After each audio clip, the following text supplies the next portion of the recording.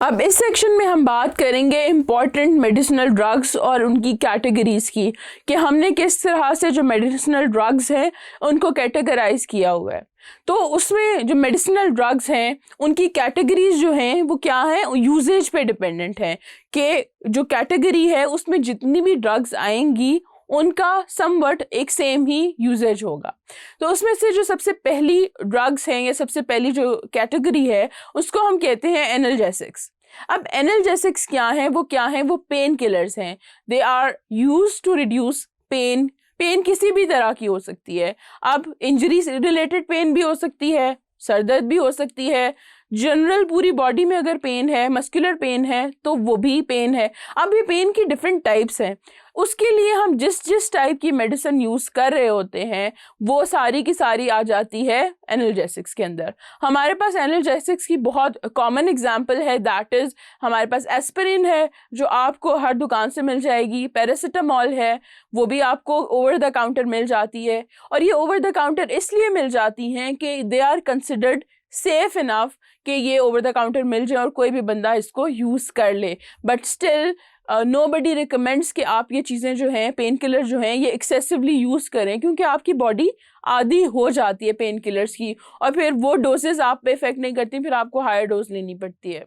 और एक प्रॉब्लम ये भी है कि इन ड्रग्स से जो कॉमन पेन किलर्स हैं, एलर्जीज इतनी कॉमन नहीं है, but still there is a chance कि कोई बंदा, हज़ारों में एक भी हो सकता है कि उसको इन कॉमन पेन किलर्स में से कोई एक कंपोनेंट हो जिससे एलर्जीज हों। तो इसलिए इट्स नॉट रिकमेंडेड कि आपको अशद ज़रूरत ना हो और आप वैसे ही पेन किलर ले लें, तो वो नहीं लेनी चाहिए। दूसरी जो ड्रग की कैटेगरी है वो है एंटीबायोटिक्स। अब एंटीबायोटिक्स क्या हैं, वो ऐसी ड्रग्स हैं, सारी की सारी ड्रग्स जो हैं वो ऐसी ड्रग्स हैं जो हम यूज़ करते हैं बैक्टीरियल इन्फेक्शंस के अगेंस्ट, के इन्फेक्शन हो गया। अब इन्फेक्शन की डिफरेंट टाइप्स हैं। स्किन पे इन्फेक्शन हुआ उसके लिए हम और तरह की एंटीबायोटिक यूज़ करेंगे। अगर आपके अंदर आपका चेस्ट इन्फेक्शन है और तरह की, आपको निमोनिया हो गया है और तरह की, आपको टाइफाइड है तो और तरह की। ये ड्रग्स डिफरेंट हैं, इनके सोर्सेज भी डिफरेंट हैं और इनका इवन जो मैकेनिज्म ऑफ एक्शन है वो भी डिफरेंट है, लेकिन जो इनका एक प्रिंसिपल यूजेज है वो बिल्कुल सेम है कि ये सारी की सारी जो है ये बैक्टीरिया को किल करने के लिए या उसको इनहिबिट करने के लिए या बैक्टीरियल इन्फेक्शंस के अगेंस्ट यूज़ की जाती हैं। इनकी जो दो बहुत कॉमन एग्जांपल्स हैं वो हमारे पास टेट्रासाइक्लिन है, सेफ्लोस्पोरिन्स हैं।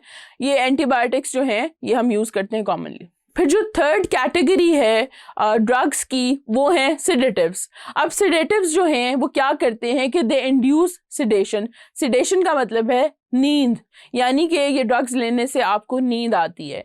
अब वो नींद कैसे आती है कि ये रिड्यूस करते हैं आपकी इरिटेबिलिटी, और अगर आपका ब्रेन बहुत एक्साइटेड है तो वो एक्साइटेबिलिटी जो होती है या एक्साइटमेंट जो होती है ये उसको रिड्यूस करते हैं।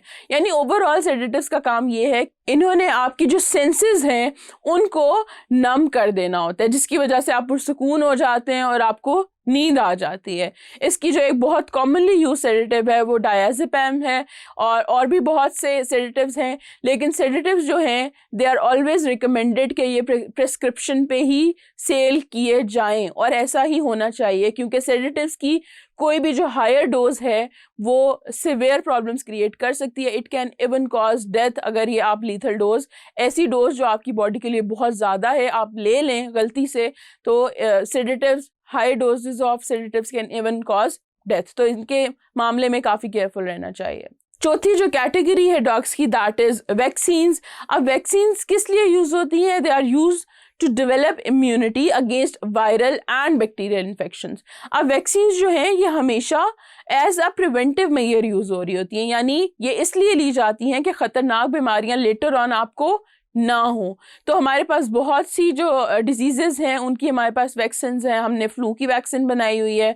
अब आजकल कोविड का जिक्र आपने बहुत सुना है, तो हम उसकी भी वैक्सीन्स बना चुके हैं और अब इवन वैक्सीनेशन शुरू भी हो गई हैं। उसके अलावा हमारे पास हेपेटाइटिस की वैक्सीन्स हैं। हमारे पास जो छोटे बच्चे होते हैं उनके लिए पूरे कोर्सेज होते हैं, स्मॉल पॉक्स और बहुत सारी चीज़ों की जो कंपाउंड वैक्सीन्स हैं वो लग रही होती हैं।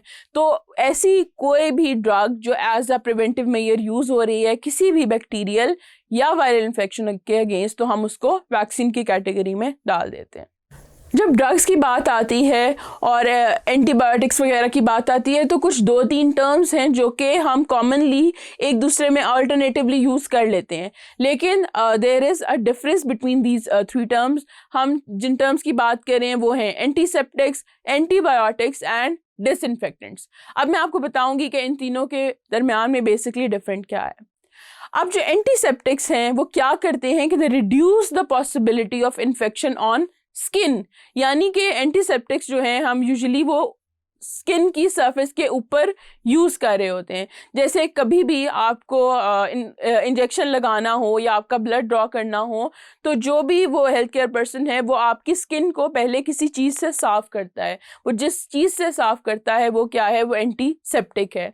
या आपको कोई कट लग गया, कोई ब्रूज आ गई, तो उस जिस चीज़ से उसको, जिस भी मटेरियल से हम साफ़ करते हैं वो मटेरियल क्या है, वो एंटीसेप्टिक है। और एंटीसेप्टिक जो है हम वो लिविंग सर्फेसिस पे यूज़ कर रहे होते हैं, यानी इंसानों, जानवरों और लिविंग थिंग्स के लिए यूज़ करते हैं। फिर एंटीबायोटिक्स हैं। अब एंटीबायोटिक्स जो हैं वो क्या करती हैं, वो इनहिबिट करती हैं या किल करती हैं बैक्टीरिया को। अब एंटीबायोटिक्स जो हैं वो 2 तरह की हो सकती हैं कि वो बॉडी के अंदर भी काम करती हैं, यानी आपको उन्हें खाना पड़ता है, आपकी बॉडी में जाके वो काम करती हैं।